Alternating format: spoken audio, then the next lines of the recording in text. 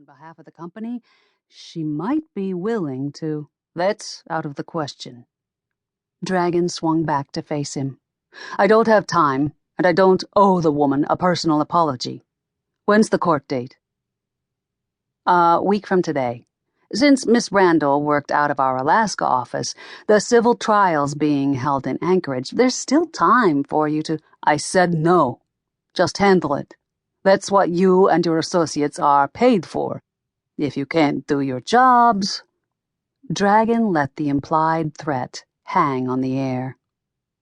That will be all, for now.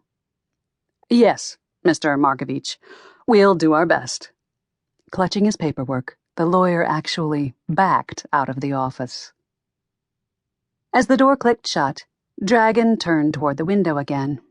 Muttering a few choice curses in his native Croatian, he gazed into the gathering fog. For 2 cents, he'd fire the whole hotshot legal team and hire one seasoned attorney who knew how to work the system. As it was, the melancholy wail of a foghorn echoed through the glass. Reminding himself that he was wasting time, Dragan returned to his desk, switched on his computer, and brought up Tessa Randall's archived personnel file. He hadn't bothered to read it earlier.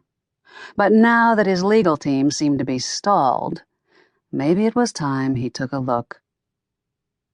Her photo showed a tousled redhead, surprisingly pretty, with challenging hazel eyes. Even on paper, the woman looked damn sexy. Her marital status was listed as single, with no indication of a marriage or divorce in her 6 years with the company. Since she'd become pregnant, there had to be a story behind that. A story that wasn't mentioned in her file.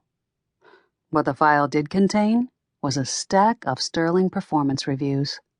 Not only did Miss Randall speak fluent Japanese, but she was highly valued as a contract negotiator. With so much trans-Pacific cargo, chiefly lumber, steel, and other building supplies, going to Japan, she wouldn't have been an easy employee to replace. Intrigued, Dragan read the rest of the file. There were no details about her dismissal, only the date. That was a puzzle. Could part of the record have been deleted?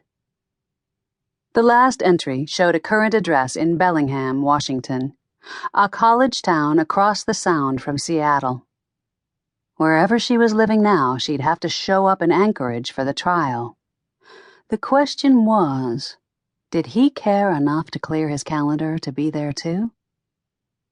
Dragan closed the file and switched off the computer. He hoped his legal team could handle what he'd once viewed as a simple settlement issue. But he could feel himself being sucked into the drama. Facing Miss Tessa Randall, in or out of court, might be the only way to strengthen his case and prevent damage to Trans-Pacific's reputation. But before it could happen, he needed a plan, and a way to find the missing pieces of her story. If he discovered that she'd been wronged, he would do the decent thing, but only on his own terms. Whatever happened, nobody was going to blacken his company's name. Nobody. Bellingham, Washington, 6 days later.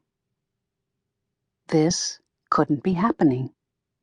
Tessa fumbled in her purse for a bottle of ibuprofen, wrenched off the lid, and glanced around the bustling air charter terminal for a drinking fountain. Seeing none, she gulped 2 tablets dry, gagging slightly as they went down.